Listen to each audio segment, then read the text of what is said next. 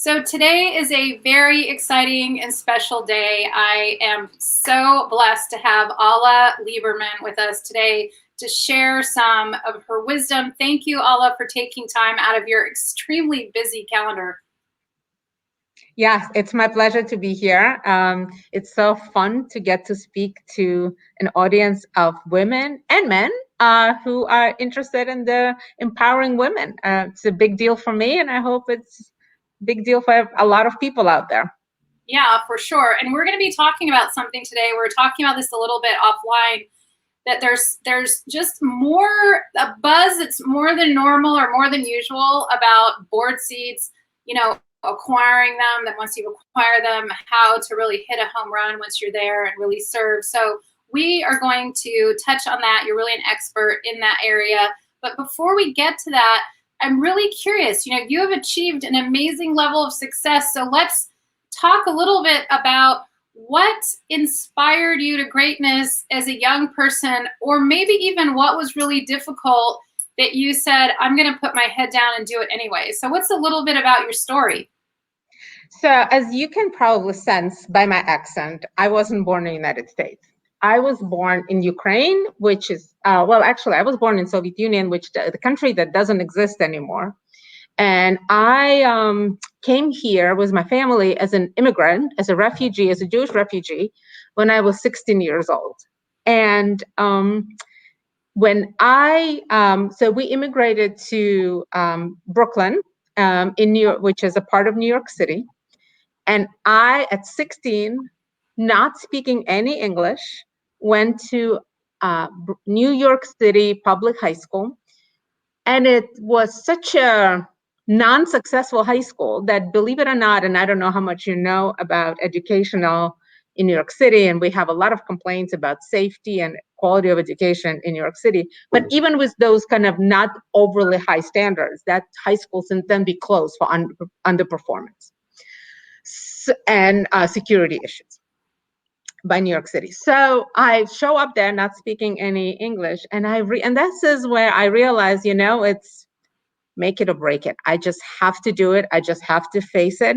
And what's also made me realize how important the value of education is. And I've seen, I believe in that high school, 10% graduation rate. Like it was shocking. And it's coming from the very different part of the world, which, you can say a lot of good or bad things about Soviet Union, but they really, really valued education. And there was a lot spent and put into the value on very different levels. And here I show up.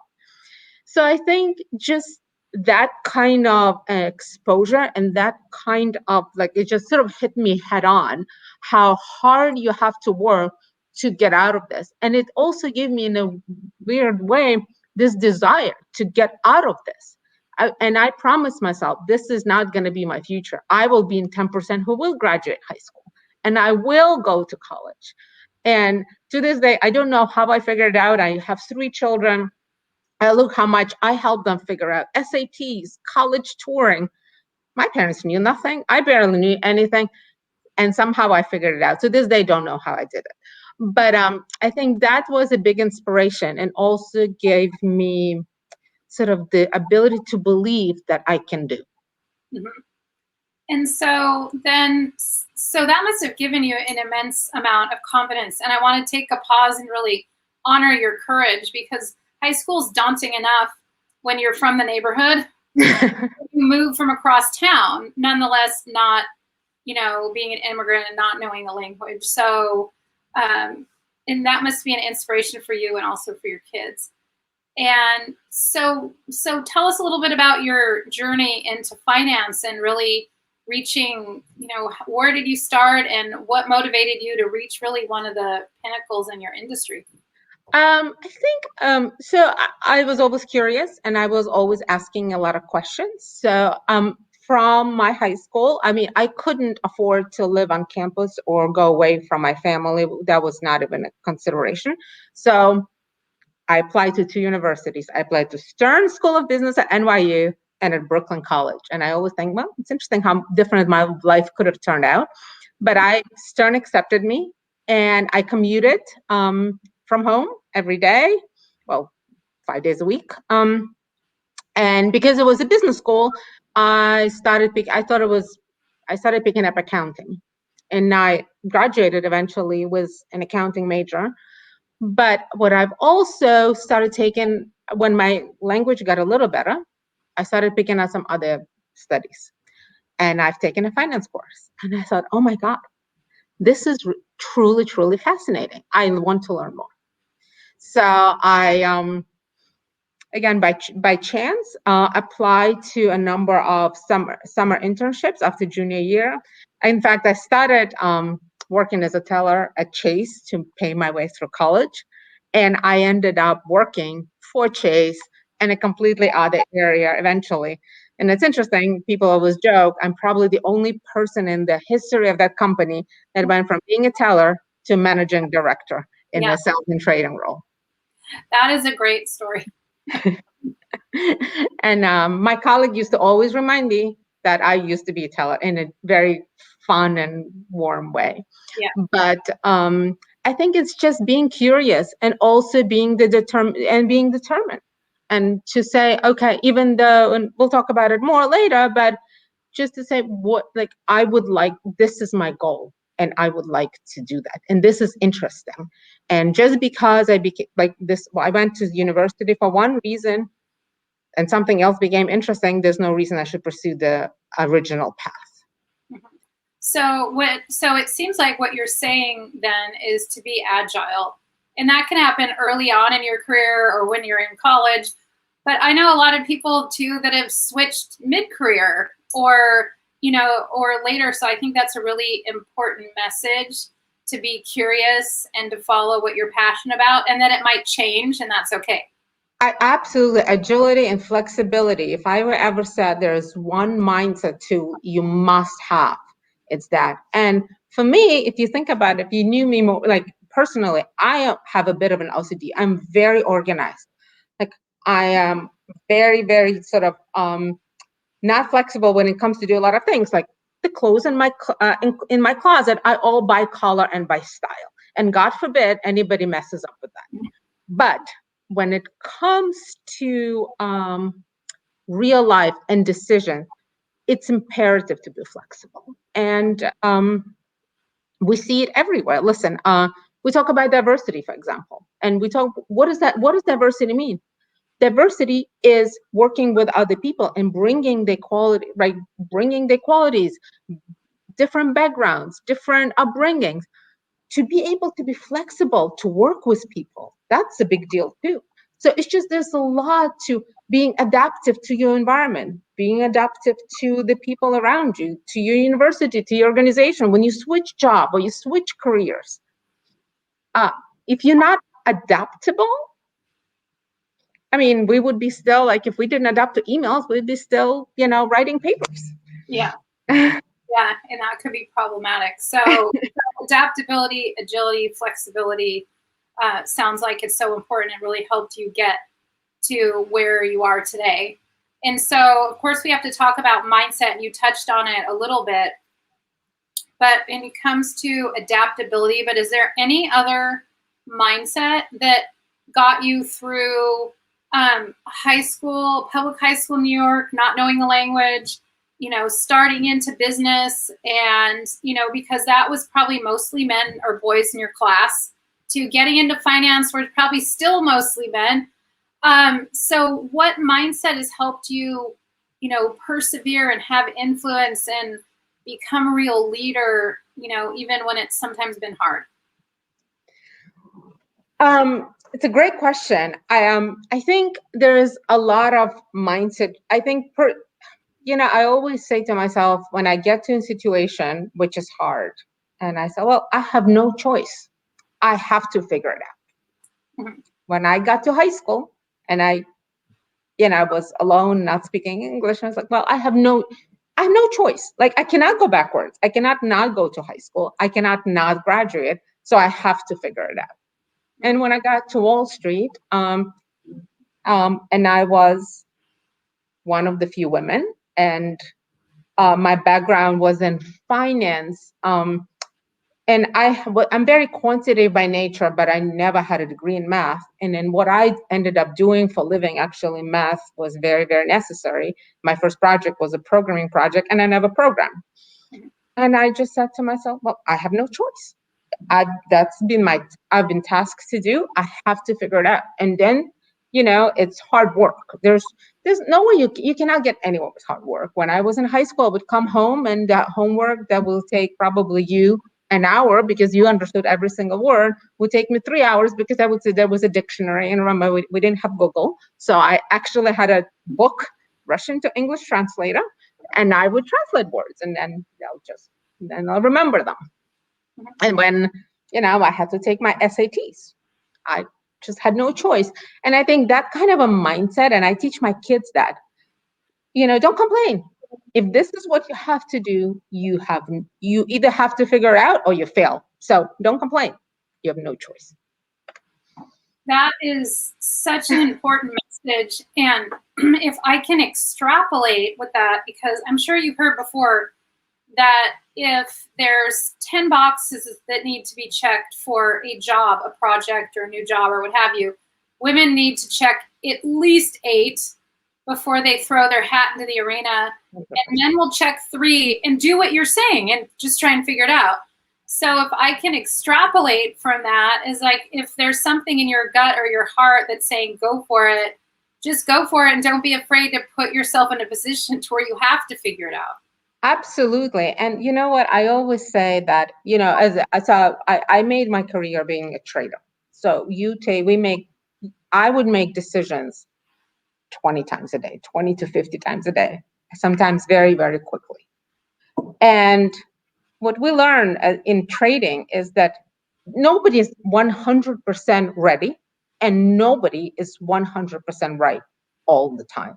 And if you are 60-40, 60% right, you're okay. And if you're 70% right, you're fantastic. And to me, that's a very good lesson, not just in trading or in my job, but my everyday life. It's, you are never going to be perfect. I'm sorry. Maybe you will be, Sheryl, but I will not be. I will never be perfect. And I don't think and it's not an expectation. As long as you've done your homework and you have your reasoning and you believe you're 60 to 70% there, if you're 20% there, you shouldn't be going for it. But if you've checked 7 out of 10 boxes, even if you check fewer, but you're confident in yourself, you will fail. A few times you will fail, but more times than not, you will succeed.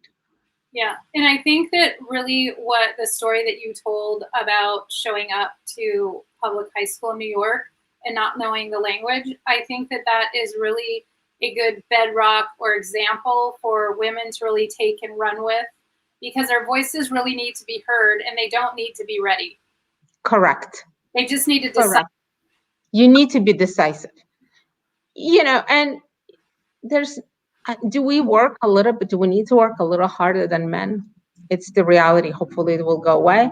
But I don't think we need to work as hard as we think we do, because we are great. Women are great.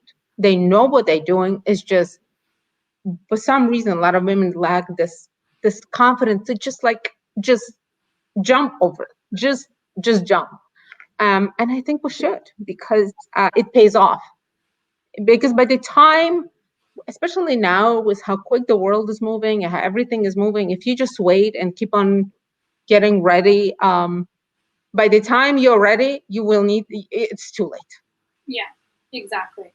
So point well taken. And like I said, people, for some reason, and I don't know if it's who I'm conversing with, or who I'm working with, but we talked about it offline, that there's more and more and more talk about board seats.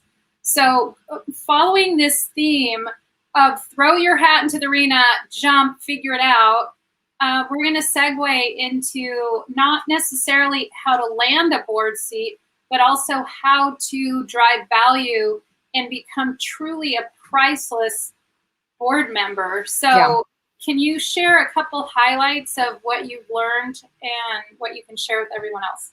Yeah, absolutely. So my the role that I've held on the most in the board world, I am still going on my 7th year, is the treasurer of the board of trustees at the United Nations School in New York. And it's a private school in New York, but as a board, it's a very, very hands-on board. And it's a very, as a treasurer and the chair of the audit committee of that board, it's a lot of work. It's a lot of work, and more work than I actually anticipated, but it's not the point. The point is that I've traded all my life. I knew nothing about education.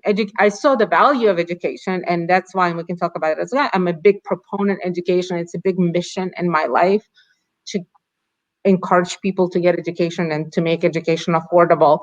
But when I was approached to be on the board of the school, I was like, well, I don't know anything about the business plan. I don't know anything about the strategy of the school. I'm not an educator. But then I thought, but I'm smart, I'm capable. I figured out a lot of other things in my life. Why can't I do this? And I've taken the leap, I've taken that jump, and I've taken the role. And it was the first 6 months. It was very difficult because the truth is, I knew nothing. And then it goes back to flexibility. I was surrounded by a lot of people from very different backgrounds from the people that I work with in my everyday life. I work with a lot of American, some international crowd, but it's not very international in Wall Street. UN school is incredible. Like we have a lot of seats occupied by UN personnel or people who are related to the UN. We have certain mandates on diversity of location, of racial, sexual diversity. It's incredible. So here I am talking to a very different group of people and figuring it out. Now I'm in finance, so I need to figure out how the finances work. And so I have to say, I spend my weekend sometimes poring over financial statements and budgets. But once I figured out and I knew the things that needed to be changed, I just went for it. And so let's just talk about going for it. What does that mean? And did you hesitate at all, or did you just pull the trigger? So going forward is, for example, if you're not happy with how certain things are done, let's focus on my primary area of expertise, budgeting. I wasn't happy how it was done. I wasn't happy with the big thing for New York City private school, for example, is tuition increases. I wasn't happy with the history of tuition increases at the school. So, but it's not just, flippy. It's not an easy situation. You really need to understand and sometimes press and ask tough questions, not being afraid to ask tough questions. And when you get a pushback, keep on with this perseverance of asking and demanding and being transparent and being very open about your goals and start having people accountable. So and when you're not, and again, because it wasn't my area of expertise, it's a little bit harder to just, like in financial services, it was easy for me. I know exactly what's going on, but in education, I didn't. So that's what I mean by sometimes if you have enough confidence in yourself, don't wait until you're 100% sure you understood every single thing about education. No, just believe your common sense and believe your intuition. So I think that is really priceless advice, to believe your common sense and your intuition. And I think that will not just serve on board seats, but for most things in your life. Very true. And so it sounds like, and you can correct me if I'm wrong, to optimize really your first 6 months, let's say, on a board, and also going forwards, but especially your first 6 months, what I'm hearing is just to put your head down, do the work, become knowledgeable, and don't be afraid to speak up. And be mindful of the culture. I think that's very important, because you need, so I think not only put your head down, but observe what's going on and understand the mission. When I just started, somebody gave me very good advice. This person who later became a very close friend of mine said, you need to understand the mission and make sure that every single decision that you make for the organization, in this particular case, the school, is aligns with the mission. And that's true about profit or non-for-profit, nonprofit board. Because once you understand the mission and or the strategic plan of the organization, then almost all the decision making becomes a little bit simpler because you just need to make sure it's aligned. Mm-hmm. Okay, so not just come up to speed and, like in your case, pour over a lot of the financial statements, but be very intimately aware of the mission statement and really what it means and make sure that you're congruent or aligned. Correct. Yeah. And the culture, and understand who the players are, what is the culture, because it's very, organizations are very different. One school is different from the other, one bank is different from the next. I'm sure that's true about every industry. Mm-hmm. And well, let's just talk about the culture for a second. What exactly does that mean? And what exactly did you mean about understand who the players are? And once you do have that understanding, how do things shift? What you need, so you join the board. The boards can be a variety of sizes. For example, at my school, the board is 18 people, and there's in certain organizations, like for example, when I came in from Wall Street to this job, but to the board, Wall Street is very quick. People speak very quickly, make decisions very quickly. It's a culture of quick decision making and very, very quick, straight, not very empathetic talk. Mm-hmm. When you get to the board at that particular school, it is different. It's people speak, there's a lot more empathy. People speak much more slower. People think very differently. Like this thinking is not aligned, which is exactly what I was saying before about the point of diversity. That's exactly what you want. But it creates different culture and different interactions. And you understand, and then you learn, okay, if I have a question about curriculum, who's the person that can give me, who's the person I can call, or who is the person I can talk to about that question? What if I have a question about security or facilities? Who is that person? And how do I relate to that person? So that's what I mean about culture and understanding who the players are. Mm-hmm. Yeah, that sounds so important. Now, here, and I promised I wouldn't throw you a curveball, but this might be one, but not too bad. That's okay. Now, you mentioned that you've been on this board for just over 7 years. So if you were going to coach yourself, your 7 years ago self, in other words, when you were green behind the ears, you're brand new to the board, and it sounds like you knew a lot going in, but what advice would you give yourself if you were new to the board that you might have done a little bit differently? It's a good question. I think I would say maybe get to know more about other areas that are not your immediate focus. So as I said, I spend weekends poring over financial statements, but I did not spend my weekends understanding how curriculum works or understanding what's important for a construction project that we were undertaking, and how does that all play together and how it's all interrelated. Mm-hmm. I've succeeded. I've done very well without that. And over years, I picked up more and more on that. But I think had I understood it a little bit early on, it would have made certain decisions and much, much easier to make.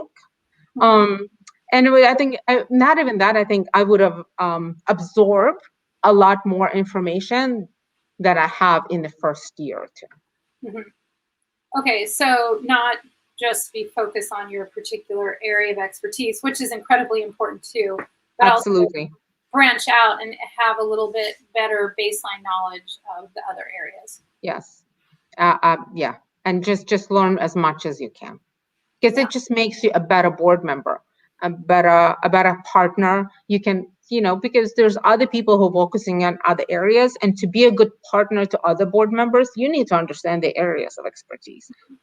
So take them for coffee, like allocate some time, understand what is the issues that they're facing, and what is the parts that they are concerned with or passionate about, and learn that. I think that would have been, and in the earlier you do it, I think, again, the more productive partner you become as well.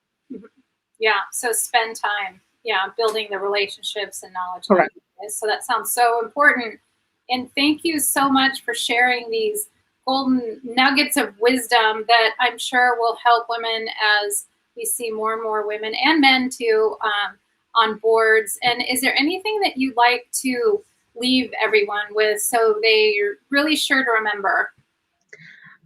Value education. I cannot say it enough, and give back.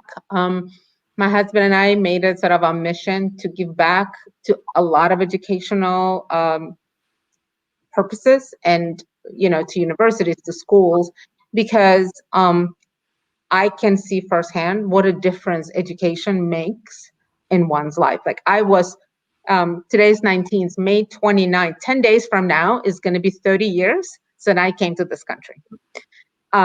And in 30 years, I came from a poor immigrant who was literally deciding, do I want a pizza or a McDonald's for lunch, and going with pizza because pizza was 99 cents, McDonald's meal was 99. To a successful professional who is able to give back and who sits on boards and I support my community, and I support a lot of women. I mentor women. To do that only is possible through a high quality education. And not everybody in this country is privileged to receive that. So for those who are fortunate, give back financially, give your time. Again, if you're not, volunteer in any way you can to support education. To me, that's huge goal. And I think it's the most rewarding thing you can do, and you can truly change somebody's life. Yeah, and I want to really commend you for that, because it's really grooming the next level of leaders that are coming in. Thank you. So thanks so much, Alla Liberman. It's been a pleasure. I look forward to following your journey. Thank you so much. It's been great. I appreciate it, Sheryl. And bless you. Yeah, thank you.